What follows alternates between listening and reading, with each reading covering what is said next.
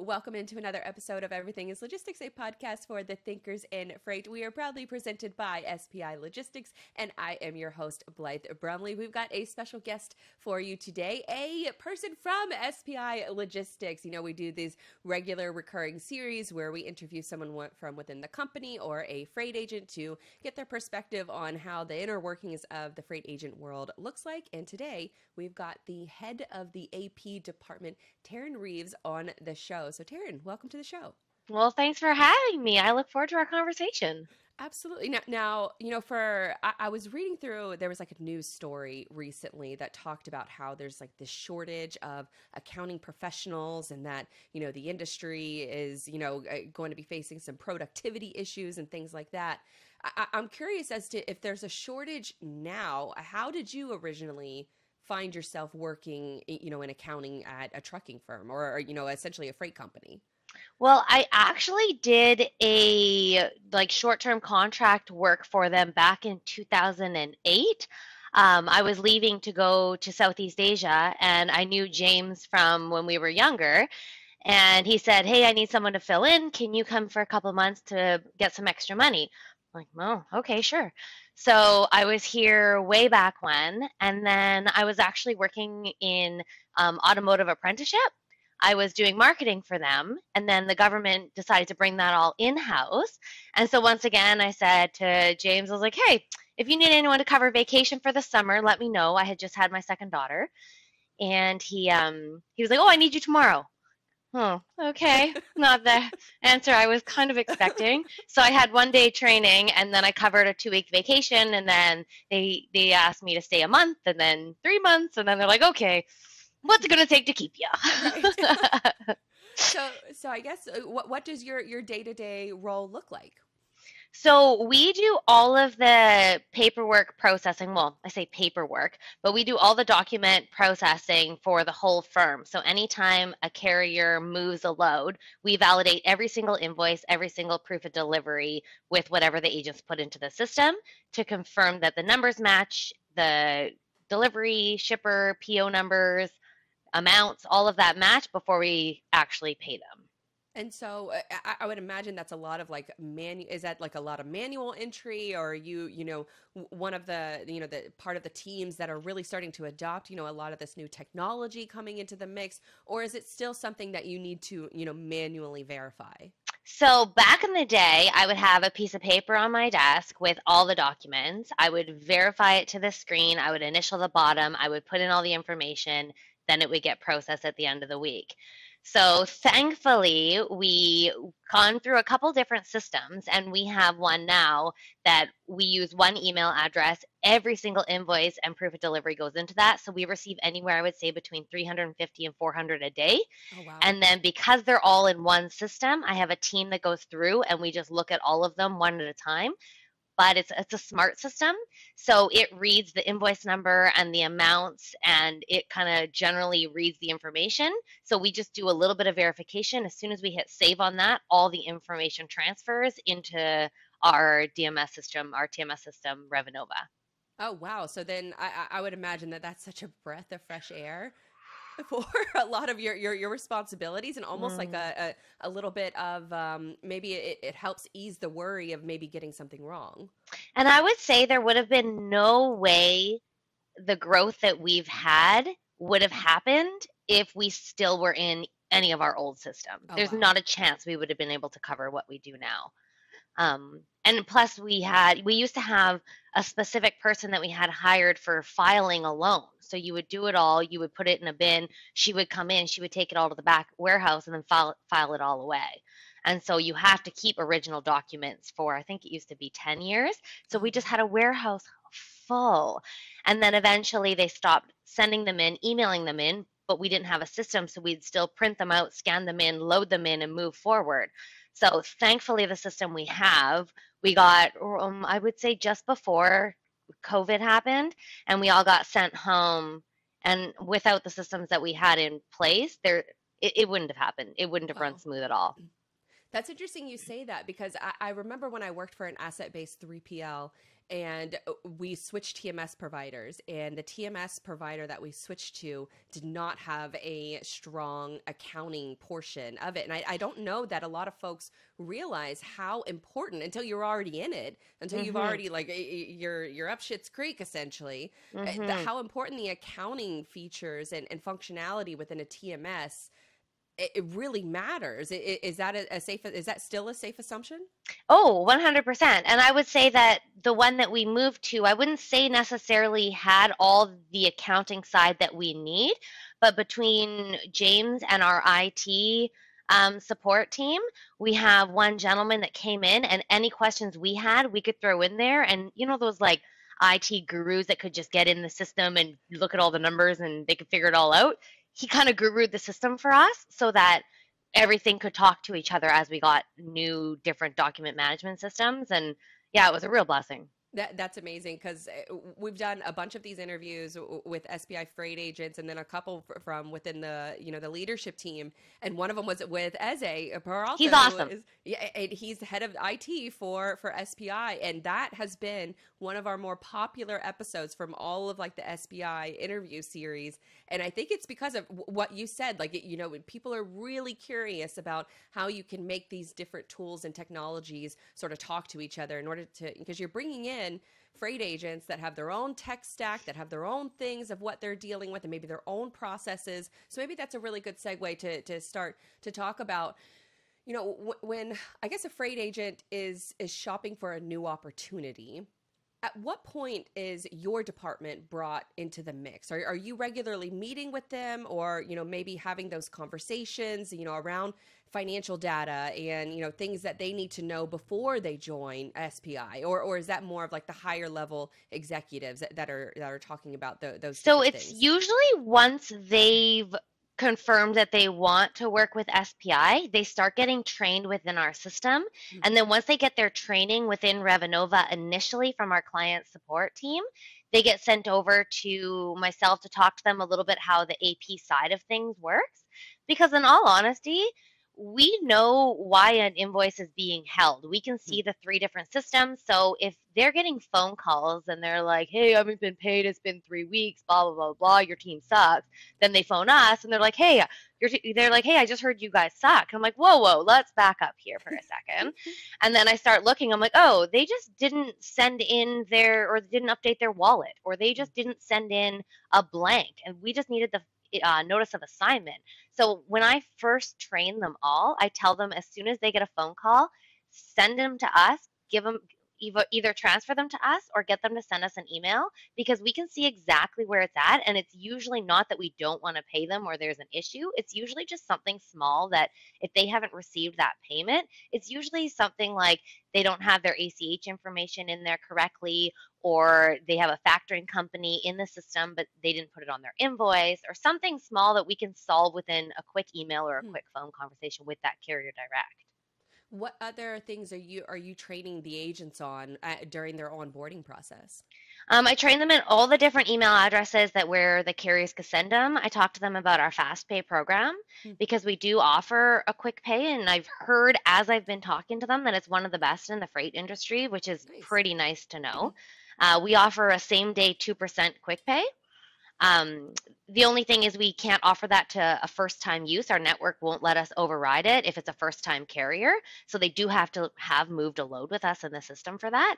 So as I train them about the quick pay process, and a lot of them, if there's like a blind shipment, or the documents are always going to say the warehouse on them, but they're actually giving them to head office or vice versa, then we won't process them if that information doesn't match. So I always talk to them like, if it is blind, make sure you note it on the rate confirmation. If it's going to always go to a warehouse, but you're always going to note head office, just give us a heads up. We can make an exception, process those without bugging you. Because ideally, we want to be able to process everything after they've put it into the system, after they've done their part. They got their customer happy, they got their carrier happy, let me do the rest. So that's kind of where we sit. So I don't want to have to go back and forth. But obviously, agents all move different kinds of freight. So whether you're moving something to grocery stores or to empty sites and you're building something, it's going to look very different on the proof of delivery we get. So kind of as that relationship gets rolling with our new agents. If there's anything that comes up that we're being held on or we're going to them a lot, I just have another conversation with them and say, can we get confirmation we can do this moving forward or update that moving forward? And then we don't have to go back to them every time. How long does that sort of onboarding training process take? It sounds like it might be relatively quick. It is. And I think it depends on every different agent, because some, I don't want to say old dogs, new tricks, but some old dogs, new tricks is hard to teach. And so there are a lot of little things to learn within the TMS system that we use. But because we're so open, we have a huge team of client care that is a phone call away at all times.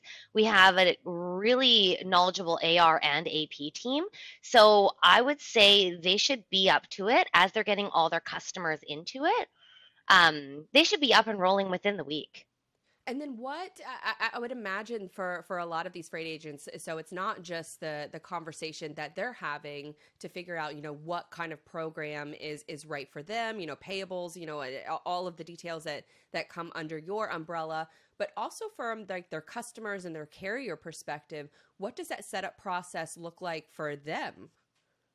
Well, for the carriers, we just started using a new onboarding. So they actually have to go in on their own and they have to fill out all the information. And then once again, that's become a manual process too. So our system will either accept it or deny that carrier in general.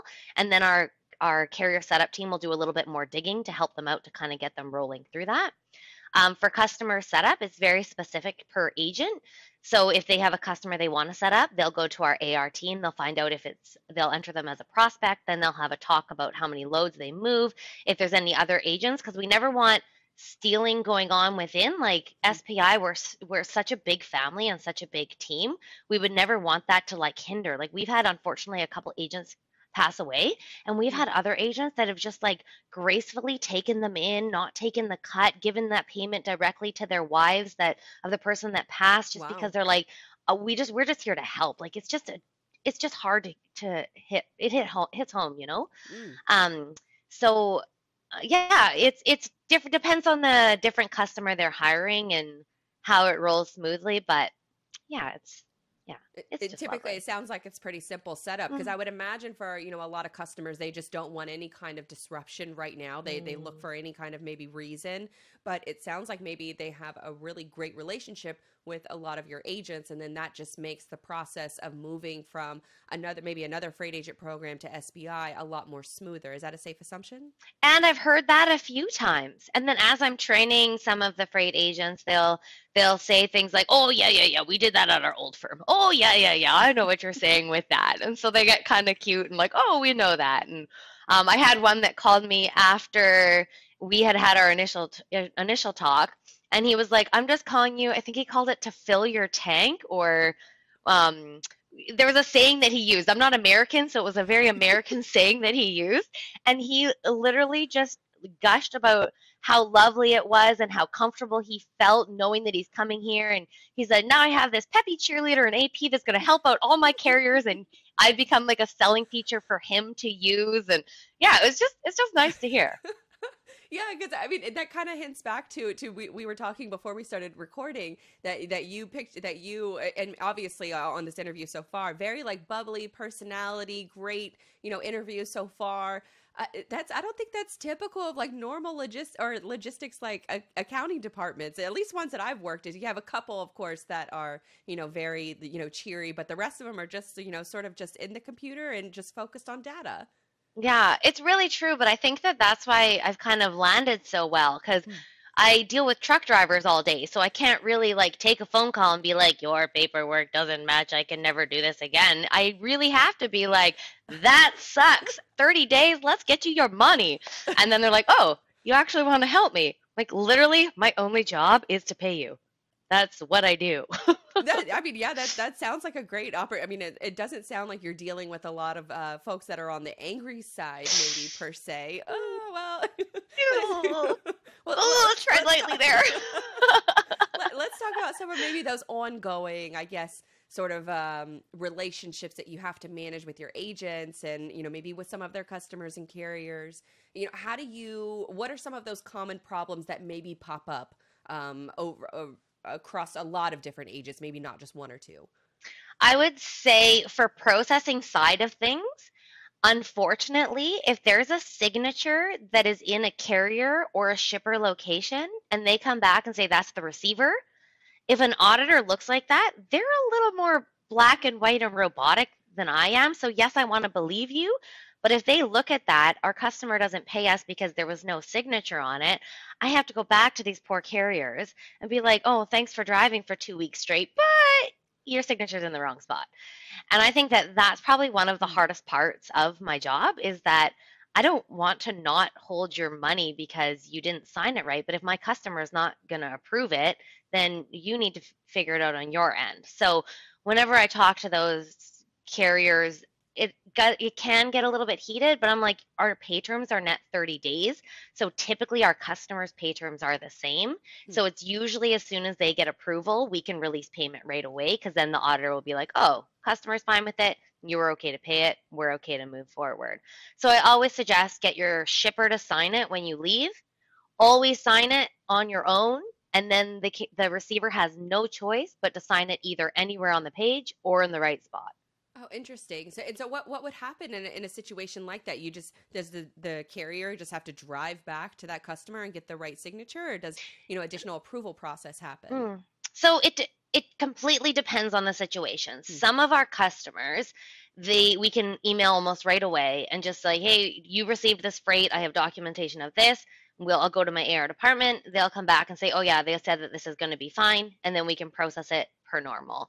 Otherwise, we call it a hold until customer approves, and we'll send it to them. We'll invoice them with the paperwork we have. And like I said, typically they pay us within those 30 days, so we can release payment before the carrier even is notified of it. And sometimes our agents will be like, oh, no, that customer is one of my best friends. Just go for it. Or, oh, that customer, he's been with me for 35 years. Just pay for it, right? And I don't know why all of my agent mimics are always like old guy sounding. Not all of them are. Lots of them are beautiful females. Well, let's talk about maybe what are some of the ongoing questions that not necessarily problems, or maybe some ongoing things that freight agents are coming to you with, as far as like, maybe getting paid a little bit faster, or, some discrepancy on, a bill. What kind of questions are they regularly coming to you that they need answers for? I would say for additional billing is probably the number one reason why we communicate back and forth with our agents, because sometimes there's a lumper when they pick up or they deliver, and the carrier will call them and then just be like, oh, hey, I just got here, I need a lumper. And they're like, yeah, go for it, I'll pay you. And then they'll forget, they won't be at their computer, they won't put it in. I get an invoice. Now I'm being invoiced an additional $250. And so then we have to go back to the agent to talk to them about that. I would say that's probably the number one, is like either waiting charges, because a lot of the times they are just on the phone and then they're like, hey, I've been waiting here for 3 hours and it was only supposed to take an hour. And our agents will be like, oh yeah, no problem. I'll pay you the extra $100 for waiting. I really appreciate you. They forget to email, they forget to add it to the system, whatever the case may be. And then we get that additional billing. So I would say that those are usually the number ones, and or vice versa. They talk to a carrier and they said like, hey, you were 4 hours late. My customer is going to deduct this. I need to deduct you. They'll deduct it in the system, but the carrier tried to kind of pull one over and send us the original rate confirmation with the original invoice. So I would say mostly it's amount differences, not necessarily paperwork issues, if that makes sense. It does, definitely. Now, before we started having this conversation, I went to Twitter/X to ask, because I have a lot of freight brokers and agents that follow me on social media. And so I asked, freight brokers, what are some common things that you would want to know to do your job better from the accounting team? And I got a couple different responses. One was very friendly and genuine approach to want to work with the AP team, because I think that there's, from my experience working at, a 3PL, there were some times when, you had some shadier actors within the company that were trying to pull one over on the accounting team, and the accounting team just stood up for themselves and said, no, we're not going to do that this way here. So from this question from Mike, he has the very friendly and genuine approach of wanting to work consistently and develop a great relationship with the AP team. And he says, Oddly enough, I've been engaged with our accounting team around payables aspect and best practices, so this episode is going to be a timely listen for him. He goes on to say that a lot of the best practices he's worked with them on is average days to pay and quick pay process were the ones we touched on. Also talking through document management workflow internally, because that's been an opportunity for us from the carrier side of things to the accounting team to bill the customer. Is that a good example of how maybe, a freight broker or a freight agent can work well with the accounting team? For sure. And our pay terms, like I said, are net 30 days from the date we receive a valid invoice and proof of delivery, which we're pretty much on point if you pull any of our reports to be at that mark. It kind of comes into an issue with any of those quick pay questions, only because some of the carriers want to take the load because they'll get quick paid. But obviously, that's a service that we offer, and we can't offer that on a first load moved. So it kind of becomes a little bit of an issue. So for those ones, there is a way around it, and we request them mail the originals to head office. And as soon as we have that original bill of lading in head office, my system will let me override it so I can still pay them that exact same day. Oh, wow. And so because the pay terms are 1% for 5 days as well, usually it takes about 5 days to get here. So I'll deduct it for the 1%, give it same day pay term when I got it, but it'll be the 5-day percentage deduction, because then it helps them out, helps us out, and we can still offer that service. And it sounds like, if I'm reading between the lines here, it sounds like you're genuinely trying to get people paid as soon as possible, but you still have to cover your own basis and cover your own tracks. And it's very unfortunate that since double brokered loads have kind of come into play a little bit more recently. Mark Funk is one of our directors, and he was talking to me about there was a little bit of a drop in the economy back in 2008. And he said back then, double brokered loads really kicked into high gear, and he kind of saw the same thing within this year again. And my heart breaks, because you talk to this. I always think they're ma and pa's that are getting ripped off. They probably aren't, but you get a call from this ma and pa that moved this load. They can't find their money, and I'm digging around for paperwork, but somebody else has invoiced me. And so now we're trying to figure this out with this cute little ma and pa company, whereas it's someone that's trying to scam us. So it's like, my heart breaks, and it's like, I want to give you your money. I know you did the work. I know your husband's on the road, and I'm trying to deal with this, right? And so, yeah, those ones are a little bit trickier. So how do you navigate towards it to figure out, who is legitimate and then who isn't? So with the new implementation of the uploading for carrier process that we have, it's really starting to streamline. They have a lot of kind of hoops they have to go through in order to become a legitimate carrier. If we always look for the carrier name that's on a bill of lading. And so sometimes those are correct, sometimes they're incorrect, sometimes they're shipper error. So you kind of have to, kind of a gray area, but it needs to be pretty black and white. And then when in doubt, we always request the original, because legally you have to pay whoever has the original bill of lading. So if it ever gets to that point where we're super doubtful and we have no idea who moved this load, I've received 3 calls from 3 different carriers or 3 different factoring companies, because a factoring company, they've hired to handle all of their receivables. And so if they're sending a rate confirmation and a bill of lading to a factoring company, they call us for the verification, like, oh, I have a different carrier in my system. Then the question starts coming up. And so sometimes I'll get a call from 2 different factoring companies, that same load, that both have paperwork for it. And that's when we've kind of gotten a red flag. So we have little pre-alerts that we can put in our document management system. We get Mark Funk involved, and he's been so beneficial and takes, I say he has a really, really hard backbone, because he's just has to deal with all of that. And so anytime I'm feeling some kind of way, I'll just call him and be like, okay, my heart's breaking. What are you doing with this? And he's really amazing. Well, I feel like I really want to ask Mark Funk this next question, because the next response that I got on Twitter was a little bit more colorful when asking how to work better with the accounting team, because, and I quote, he says, I look in the mirror and I ask that department why in the hell they waited so long to get the invoices out. The reply from the accounting department is always, shut the F up and stay in your damn lane. So obviously a response like that, he's dealt with some frustrations from other accounting departments, not yours, obviously. Clearly. Like, I couldn't imagine anyone in our head office talking to any of our agents like that ever. Um, so so he's talking about the accounting department for invoicing his customer. So that's a little bit on the other side because that's an accounts receivable side of things. So for accounts payable, if everything's not matching, we technically can't invoice your customer because they're not going to pay it if it didn't deliver to the right location, it didn't have the right pickup or purchase order number, if it didn't have like, so there's kind of stipulations where we can't invoice the customer if the amount doesn't match, and we invoice the customer without the lumper and we go back to them like, hey, PS, pay us another $250. They're not going to be like, oh, okay, sure, I would love to. They're going to be like, well, I paid my original invoice. You can wait on that. And so some of those amount differences get the hold off for invoicing the customer as well. So there is a lot more to it than just invoice your customer. But we do try, like we are same day to 24-hour data entry.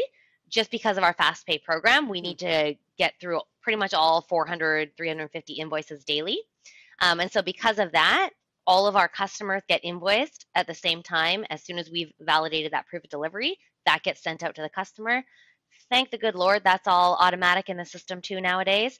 And so I would say it's a lot more streamlined, that hopefully what this gentleman that messaged you is dealing with. Yeah, it looks like there's a little bit of heat behind that. There's a little spiciness behind that response. So, but you know, you had mentioned that the fast pay program, you know, a couple times now. I think you also said it's one of the best in the nation. Can you tell us a little bit more details about that? I was training one of the agents last week, and so they, maybe it was 2 weeks ago, and they always talk to us about whether or not we offer fast pay. And so I told him our fast pay terms. He's like, oh, that's the best there is out there. I'm like, oh, well, thanks. And so we recommend, if they are requesting it, to send it to a different email address, because then it kind of doesn't get lost in the mass of the 350, 800 invoices over the couple days that we receive them. And then we can review it right away, look at it, let them know if we need anything, let them know that they have to update, because sometimes they don't even have their ACH information or EFT in Canada information in the system. So if they're looking for a quick pay and we're sending them a check, they're going to wait, because they all go from Texas, but they're going to end up waiting however many days in the mail for that check to get there. So there is a couple things that we double check with them just to make sure same day means same day, because that's kind of a big deal. And so, you know, as, you know, you're evolving these, you know, training these new agents that come on, and you're continuing that relationship with them, what do you wish that they knew about your job to make your job easier? Ooh, good question. Because if you make the accounting team happy, everybody else is happy. And I think that what I always train them on is just give us a heads up. Because if you have 10 trucks going into a warehouse and it's going to be first come, first serve basis, but you've put load A, B, C, D, and then carrier A picks up load C, but that's not what it says in my system, it's going to get stopped, and we're going to have a lot of back forth on all 10 of those loads. So if they just gave us a heads up that says, hey, I have 10 loads moving out of here, first come, first serve basis, whatever PO number gets picked up there, you can just put it into the system. As long as we get all 10, we're good to go. That simple email would put a pre-alert on 10 different loads, and as those came in, we would be able to update for invoicing all of their customers, and it would all run smoothly.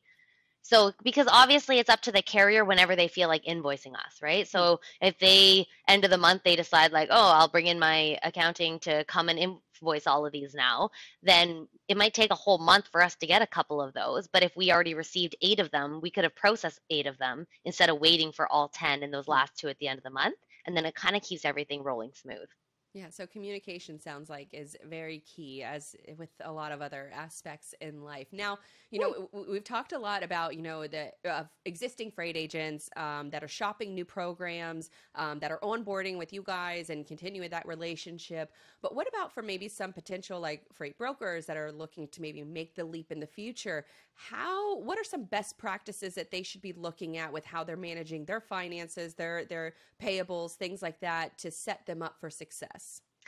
I think that as long as they are managing their finances and their payables, they're going to be on a pretty good term. Because if they come with no book of business, they come not knowing where they stand on any end already, then they're going to come in and not know if they're succeeding or failing at SPI. And so I think if they come in already knowing a little bit about their own business, then they'll be able to see that having the back office support at head office is actually going to let them focus on their customer growth. Because that's pretty much the point. The more agents get to focus on their customers and we get to kind of handle the day-to-day, then they're going to just be able to grow bigger and bigger, right? And that's kind of what they're in business for themselves and to grow their business. And so they don't want to handle the day-to-day invoicing and PO numbers and data entry part of it. And so I think if they come into our business already knowing where they're sitting and or failing succeeding, they'll see that we can help them succeed in a lot of different ways. That's very well said. And as we round out this sort of section of questions, before we get to, the final segment of the relatable 8 questions, anything that you think that I didn't ask that you think is important for, current freight agents, potential freight agents to know about working with the accounting team? I would say if you're coming in as a freight brokerage that moves LTL loads, just tread lightly because LTL is a lot and has a lot of hidden fees in it. So the final charges that you're going to have are always going to be different. So always audit your billing before you complete a load in your system. Because if you're auditing it first and then complete it, then there's not going to be any surprises for you. Oh, great. Little added insight there. That was awesome. So thank you for that. And, as just mentioned, the Relatable 8, this is a section of the interview that the audience has come to really know and love over the last few months. We've been asking this set of questions, to just sort of, it's kind of breaking the ice, but not really because it's towards the end of the conversation. So, but with all that said, let's get to the first one. How do you think about marketing when it comes to you and your company? Because I imagine, appearing on, a podcast like this is definitely a form of marketing. So how do you think about that sort of process? Is this your first podcast interview? Have you done others in the past? This is actually my first podcast interview. And I think that marketing obviously comes with a little bit of challenges of its own, because the bigger you grow, the more you get known, the more kind of, I don't want to say scammers come out, but the more that that scammers come out. And so when we were just kind of like happy-go-lucky little family in head office just doing our work, right? It kind of changed the dynamic as well, because the bigger you get, the more corporate you get, the little less family that the whole head office starts to feel like. And but I think it's great. Our marketing team is doing fantastic. They sent us out fun Yeti cups during COVID.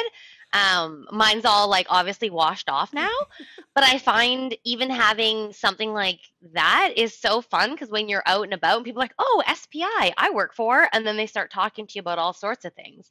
Or even with my kids when we're driving, you'll see a truck go by. They're like, oh, do you pay them? Do you pay them? Like, oh, no, not them. Oh, I pay them every day. Oh, that's so awesome. That's great. And kudos to the marketing team over at SPI because they're doing fantastic things. And also kudos to you for this being your first podcast interview. I imagine it's not going to be your last because you've been fantastic so far. Okay. Oh, thanks. And then we have the next question. What's your favorite social media platform and why? Okay, I'm pretty lame when it comes to social media. But I would say Facebook is still probably the one I use the most, but mostly because that's where I get all the invites to anything that's going on in my friend group from, because everybody posts on there. My husband's really into Instagram, which I also think is kind of fun, and but I wouldn't say that I'm really on it. But so I guess it would be Facebook. Professionally LinkedIn, but I only go on there because people connect with me. I'm like, yep, you look like a connection too. I love that.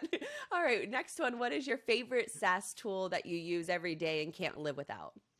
Oh, definitely. Well, it used to be called HubTrans, but now they call it TriumphPay Audit, and that's the document management system I was talking about. There is absolutely zero chance the growth that we've had in our company would have happened without having a platform like that to manage our documents. Oh, that's awesome. Hell yeah. I'm clipping that out just to, to send it over to the Triumph page Oh, I team. should have put on the hat. They gave me a hat when they were here. I like swag. Nice. So if you're hearing that and you're listening, go send Taryn some swag. All right. Now, next one. What is your favorite freight business that isn't your own? Well, I kind of have a soft spot in my heart for C&D Logistics. The owner there, his name's Dana, and he was actually a coach on a Canadian junior football team. And I used to cheerlead for them. And my husband came and started playing for them, and that's how we met. Oh, So I kind of have a soft spot for C&D. that's a great one. Awesome. This has been my favorite answer so far for this section. Okay, what's one task in your current job that you can't stand doing? Oh, definitely telling carriers that the signature is in the wrong spot. Aw. I think that it breaks my heart every time because I know you did the job. I know you got there. I know you left. And then I have to say, P.S., they signed it wrong. Like, you're tired. You drove all day or all week or for 2 weeks or crossing borders or whatever the case may be. And you have this annoying chick in AP that's like, oh, the signature is wrong. Bye. And I think that that's probably my number one pet peeve. Mm. That's got to be a tough one to deal with on, a regular basis to have to tell folks who already have enough on their plate that, there's a little caveat and that's going to delay in them getting paid. So yeah, I wouldn't Yeah. like that one either. Okay, so next one, if you didn't have to worry about money, what would you want to do for the rest of your life? Ooh, that was a good one. I liked it. I kind of started thinking through this after I read that actually, because I really like serving my family. Like, I just think that it's pretty awesome to be like all about the kids and all about my husband and kind of being a personal chef. And there's not very much tradition in my family because Hmm. my mom was adopted, my husband's dad was adopted, so it kind of lost a lot of like the traditions being passed down. Oh, So I interesting. think that if I didn't have to work, I would probably travel to a lot of little like remote little towns throughout the world and kind of work with all those, I say little old grandmas, but that's kind of sexist, so little old grandmas or grandpas that are cooking and like baking all day, and I would like to learn how they like use their spices or picked them or dried them, and I would like to learn all those like little tips and tricks for cooking from like, yeah, those little remote towns throughout the world. I love that because that was one of the first things I know, say what you will about TikTok, but my feed, especially during COVID and like during lockdowns, I never got so much inspiration from that platform than watching like these grandmothers in like Lebanon like cook over this open fire pit on like a stove that looks like it's 100 years old. It was just Yeah. amazing. And Have you ever seen those little places? They're like rolling their own gnocchi. Like they're yes. just like do it with that little fork thing and the special, and all of a sudden they have this huge bin. You're like, how you try and it turns into like, I don't know, this twisty ravioli. You're like, what just happened? I tried to make wontons the other day and it was a disaster. So this is very recent for me. I spent Hmm. about 6 hours trying to do this and ultimately I just emptied them all out and decided to do a stir fry Were instead. So you trying to close up the wonton fully? yes, Yeah. Because it if there's was. any sort of oils or any of the food that hits the outside of that, you're hooped from the beginning. It was a disaster, and I Yeah. probably maybe should have contacted you in order to get these tips ahead of time. And I've wasted a lot of time. Before I knew it was 11 p.m. at night, and I was like, I have to go to bed. It's And you haven't eaten. right. That's why we had the stir fry. All right, we got a couple more. What is something you believe in that most people don't? Um, I think so. Obviously, I don't know if no one else believes in it, but we all were obviously given a purpose in this world. There is a problem in the world that only one person is able to solve.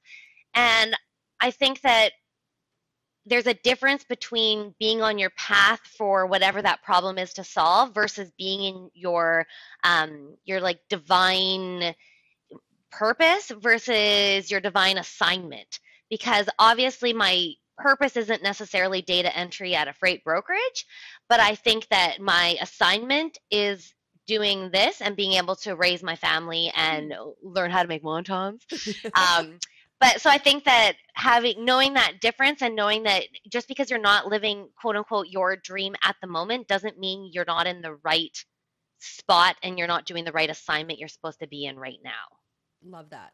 Yeah. Definitely. It's life is a pathway, and you have to partake in all of the journeys of the pathway. So, Mm. last one. What is your favorite supply chain or logistics fact? Well, okay, so this one was kind of funny because I was talking to one of our agents that's been with us a long time. He used to even work in head office as well, in the operations section in the back. And we were just chatting about, I was watching a show called Ridiculousness. I don't know if you've ever seen it. Yes. So I was watching that, and it kept on having all of these trucks running into the bottom of overpasses. And it was like a little segment Rob Dyrdek did. And I was laughing so hard. I'm like, so I was talking to him. I'm like, these truck drivers are so ridiculous. I don't know where they're hiring them. And he says to me, he's like, Taryn, there's always the height on the overpass, but where they measure that height might be the wrong spot. So if they measured it in the middle of the overpass, but your truck is driving to the right of it, you may think that you had the clearance, but then you run into it because it's on the right-hand side and it's a little bit lower on the outside. I'm like, oh, they're not all just silly. It was just a mistake. So I think that was kind of a fun fact of the logistics industry that I never put two and two together on. Yeah, I've never heard that either, because I have the same reaction. I see that and I'm like, well, why didn't you know that? Like, why didn't the broker tell you that this overpass existed and your truck wouldn't be able to go under this bridge? And so I immediately want to point the blame at everyone, but really we should, I guess, be pointing the blame at the engineer or the construction. Or whoever is the person, maybe is it the city planner that puts that height on it? Like maybe there should be inside and outside on all of them. I don't know what the case. I don't know who's in charge of that, but whoever it is, if you're listening, you should add a double one. It's also very, I think, severely underfunded. I know in the States, at least, our infrastructure for inspecting bridges and dams, it's very underfunded. So I'm sure there's a lot of folks out there that wish, maybe they could, change a lot of those things, but you probably don't realize, some of those issues are a thing until someone, unfortunately, crashes into it. Could you imagine what these truck drivers did before Google Maps came into play?